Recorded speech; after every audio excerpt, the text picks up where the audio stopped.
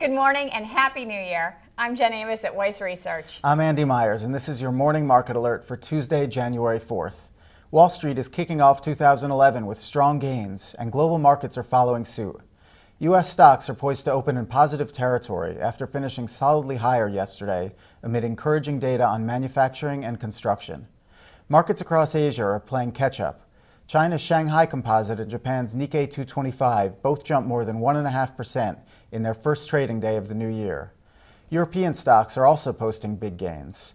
London's FTSE 100 was closed yesterday, but it's soaring 2.5% today, helped by a 2% jump in shares of BP. The Daily Mail reported that Royal Dutch Shell considered a takeover of the company as it was going through the Gulf of Mexico oil spill crisis.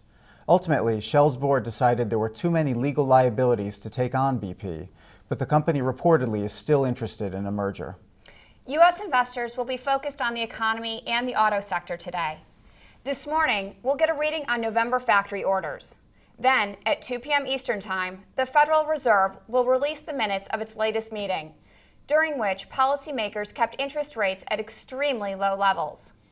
Some Fed watchers think the minutes may chip away at the recent optimism about economic growth, because the statement following that December meeting failed to acknowledge certain positive data. Automakers will be releasing their December domestic sales figures throughout the day. Both Ford and General Motors are trading higher ahead of the results, with GM shares gaining 1.5%.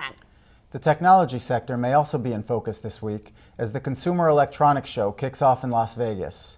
Ahead of that, analysts are weighing in on Motorola before that company splits into two. Motorola Solutions is getting neutral ratings from Credit Suisse, JP Morgan, and others. Meanwhile, shares of Apple are rising after Deutsche Bank added the stock to its short-term buy list.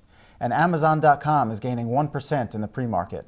Benchmark raised the internet retailer to a buy, and Jefferies boosted its earnings estimate and stock price target. However, one of Amazon's biggest brick-and-mortar competitors continues to sag. Shares of Borders are falling 15% after the company's general counsel and chief information officer resigned. Borders recently announced it would stop paying bills to some vendors. One other stock to keep an eye on today.